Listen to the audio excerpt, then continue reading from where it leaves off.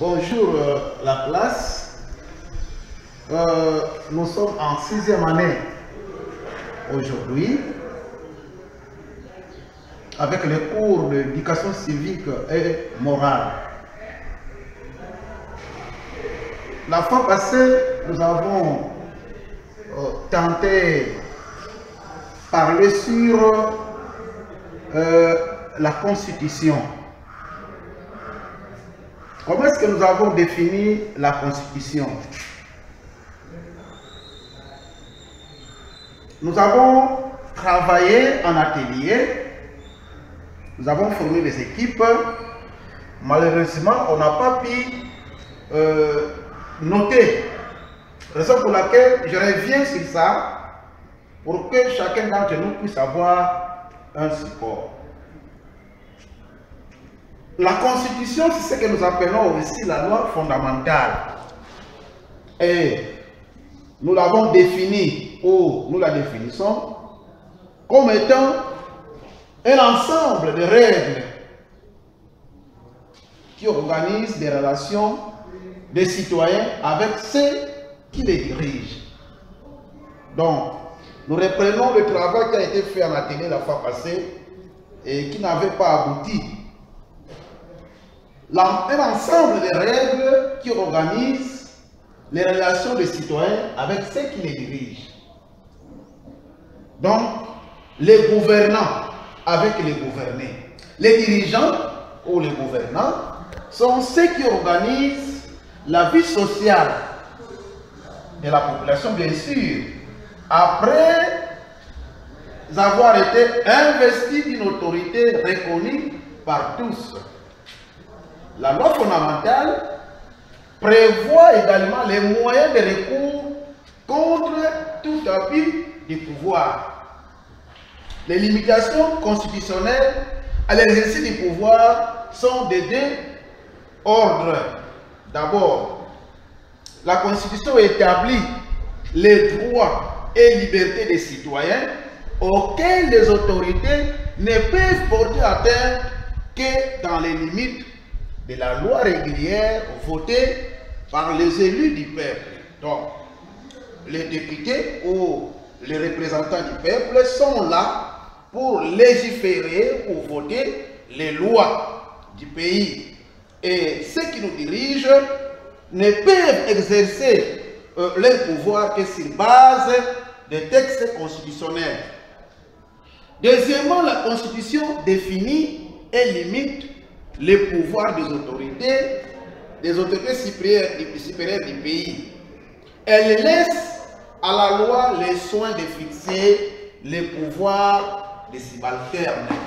Comme nous le disons, donc l'Assemblée nationale, les élus du peuple sont là pour légiférer les lois. Et les subalternes aussi, où la vie sociale, où toutes les couches de la population se retrouvent dans cette constitution. Alors, type de constitution.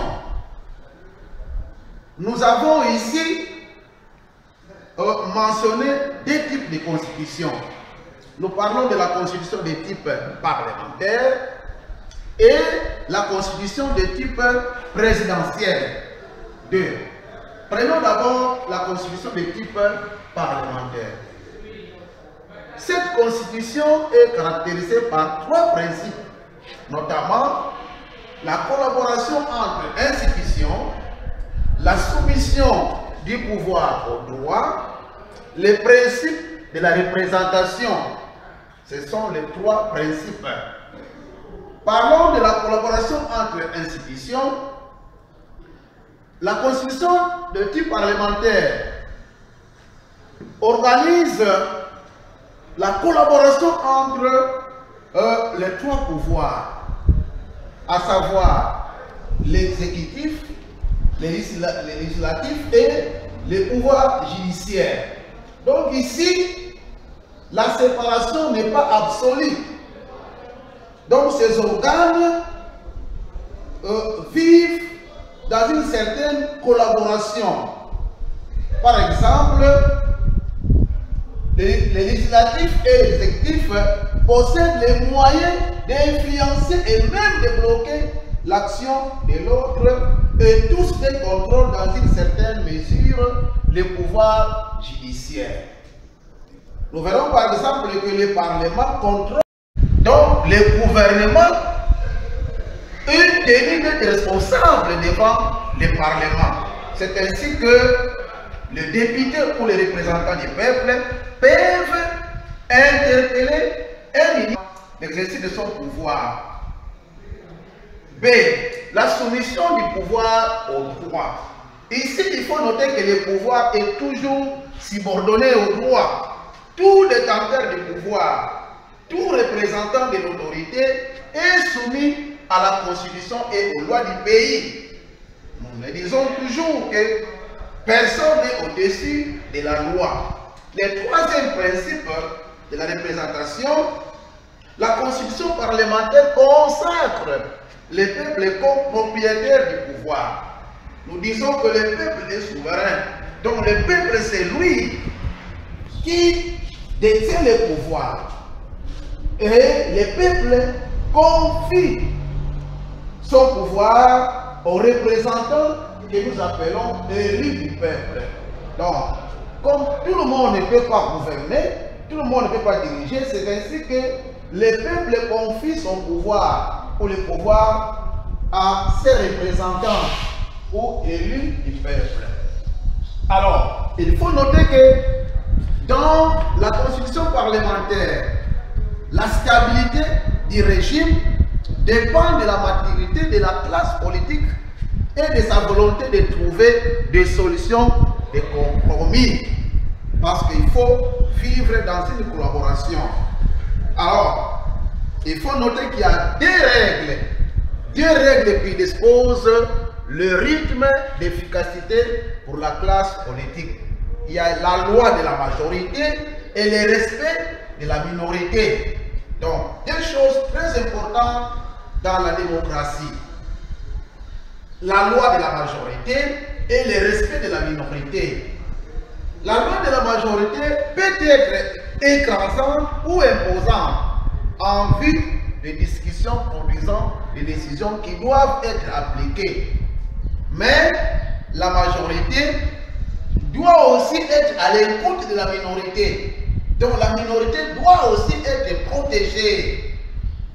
Le respect des partis de la minorité qui constitue l'opposition parlementaire, c'est la deuxième règle de la démocratie parlementaire. Donc, on est là, la majorité, c'est la majorité qui domine, mais cette majorité doit aussi être à l'écoute de la minorité, si nous voulons vivre la vraie démocratie. Le point 4.2.2, nous parlons de la Constitution, ou parle de la Constitution de type présidentiel. Contrairement à la Constitution de type parlementaire, où il y a collaboration, soumission du pouvoir au droit, principe de représentation, ici nous allons remarquer que le principe fondamental du régime présidentiel est la séparation rigide qui existe entre les pouvoirs législatifs et les pouvoirs exécutifs. Dans la constitution parlementaire, nous avons vu que le Parlement pouvait bien contrôler l'action du gouvernement et même interpeller les ministres, mais ici, dans le régime présidentiel, dans la constitution présidentielle, le gouvernement n'est pas investi par le Parlement, il n'est pas aussi responsable devant celui-ci, alors que ici le gouvernement était responsable devant le Parlement. Donc vraiment ici il y a séparation totale entre les pouvoirs législatifs et les pouvoirs exécutifs. Le président de la République ici jouit, nous pouvons dire, d'un pouvoir monarchique pour les règles juridiques du système présidentiel. Dans le système présidentiel, le législatif est confié à une ou deux chambres de l'Assemblée élu. La désignation du président de la République ne dépend pas de l'Assemblée législative, mais élu au suffrage universel, c'est-à-dire directement par le peuple. Et le président, ici, est le chef de l'exécutif. Il est le chef du gouvernement. Il décide seul de la nomination et voire même de la révocation des ministres sans passer par le Parlement.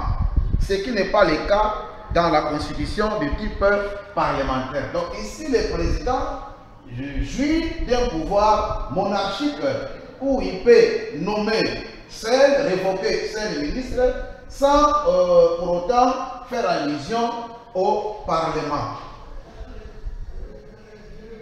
Alors, la deuxième, le président a un pouvoir quasi monarchique, nous l'avons dit. Donc, il peut nommer, il peut sanctionner, révoquer sans passer par le Parlement.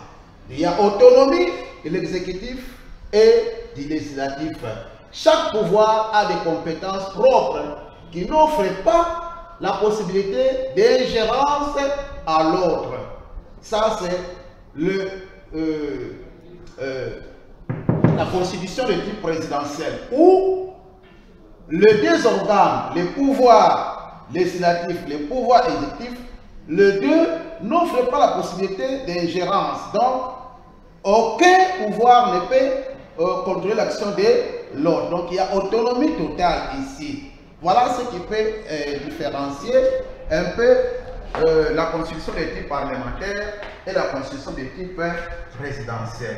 Et les points suivants, nous parlerons sur les constitutions dans l'histoire de la RDC. Nous allons voir depuis l'État indépendant du Congo et ici jusqu'à nos jours ce qui a été les différentes formes de constitution. Donc voilà pour aujourd'hui. Nous allons nous arrêter par là. Merci beaucoup.